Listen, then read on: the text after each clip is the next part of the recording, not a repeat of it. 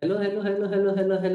Welcome to our next chapter, that is your TDS and TCS. So we've been studying section 51, 52, 50, and 52. So we are finally here.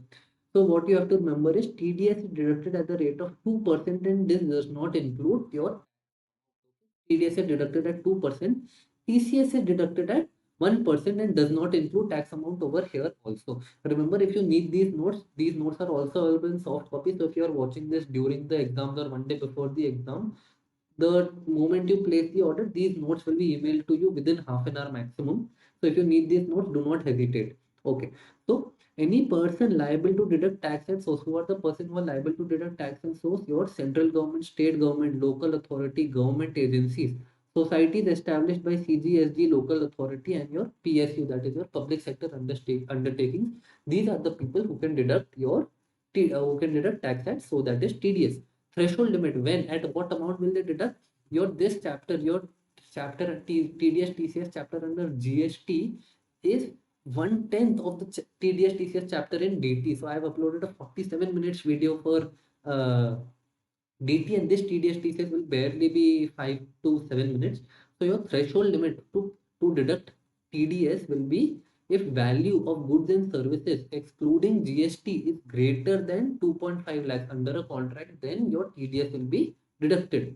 No TDS will be deducted if your location of supply, if your location of supplier is your place of supplier, which is not your location of recipient. What does this mean? If your location of supplier, okay, this is your location of recipient, and this is your place of supply.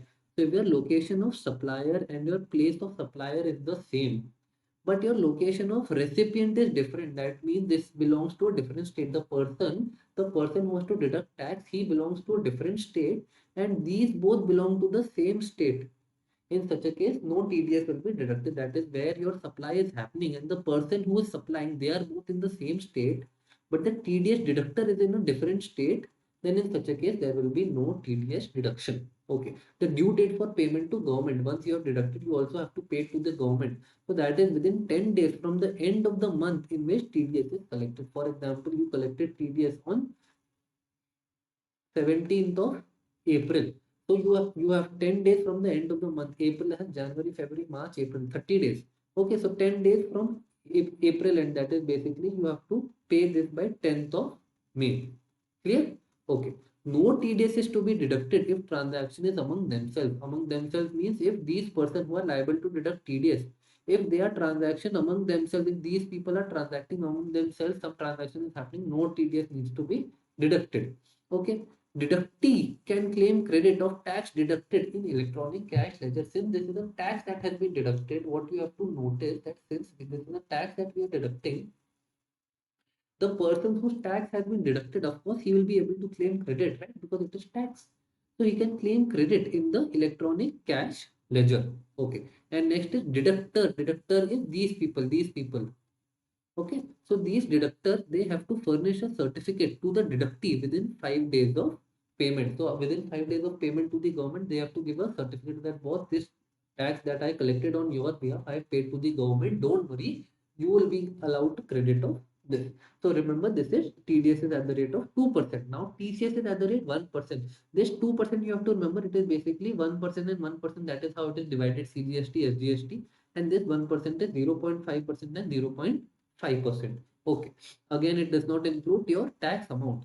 Person liable to deduct tax at source. Who is the person who has to deduct tax at source under TCS? That is your ECO, electronic commerce operator. When the supplier sell goods through portal of ECO and payment is received by ECO. Remember, it is a and condition.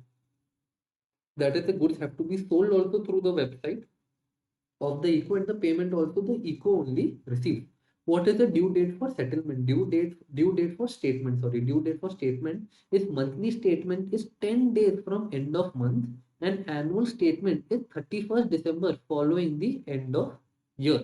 Okay, so 31st December following the end of year is your annual statement. Monthly statement is 10 days from end of month. If you remember over here the payment date was within 10 days. Okay. Then due date for payment to government over here is also within 10 days from end of month, in which over here this is not TDS is collected.